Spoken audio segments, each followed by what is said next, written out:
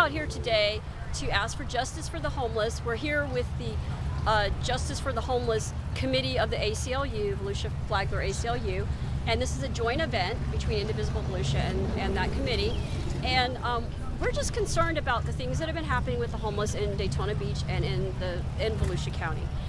During the recent hurricane, during Irma, a lot of the homeless were told that they had to go to a special shelter for the homeless. There was a video that was released of that, and I've also talked to several homeless that had that happen to them in particular. They were put on a bus and they were told that they had to go to this separate shelter, which was out at the Volusia County Fairgrounds.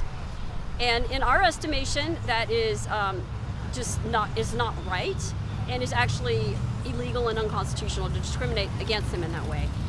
These people were not necessarily asked for their ID. They were not, proven that there was any reason they couldn't be in a normal shelter or general shelter. They were just discriminated against for being homeless.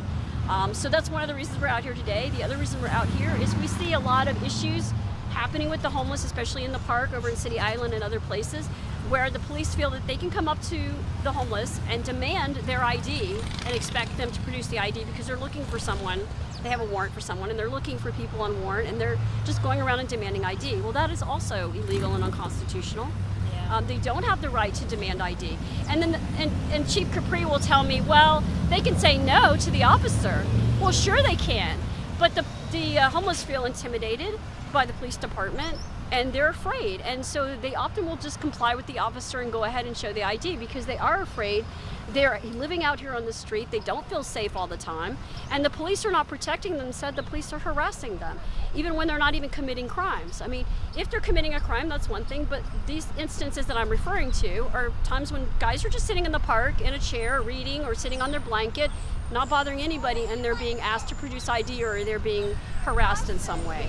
So these are my concerns, and I have other concerns, but one of the other issues is down at City Island now, the gazebo that's down there, they've removed all the picnic tables, and they've removed benches and garbage cans and a lot of other things, and they've cabled off that gazebo so that no one, including you or I, is allowed to go and use that gazebo without renting it. Right. And the rental fee is $150 a day. That's how much? Wow. Yes, it is, and I've contacted them and said that's ridiculous because who is going to rent that gazebo when there's no picnic tables, there's no grills, there's nothing there anymore? I wouldn't pay $150 to rent that. So not only are the homeless being prevented from using the gazebo, we, the general public, Volusia County, is also being prevented from using that gazebo, as well as the pier that's down there. There's a nice gazebo fishing pier that people used to go out and fish all the time. There's a giant gate there now, and there's no way to access it anymore. And I don't know what the there's a giant gate. I don't know what the justification is. When I spoke to Cultural Services, who runs the park, a woman with Cultural Services flat out told me the reason is to prevent the homeless from accessing it. So they think that the homeless are just going to leave because they put up, barricades and gates and chains and as if they have someplace else to go. But they really don't have any place to go. That's why they are there in that park. So there's a lot of misunderstandings and there's a lot of issues going on, and we need to have those issues addressed. So that's why we're out here today. Okay, thank you.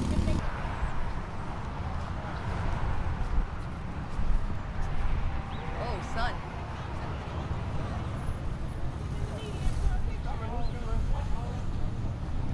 Oh, here we go.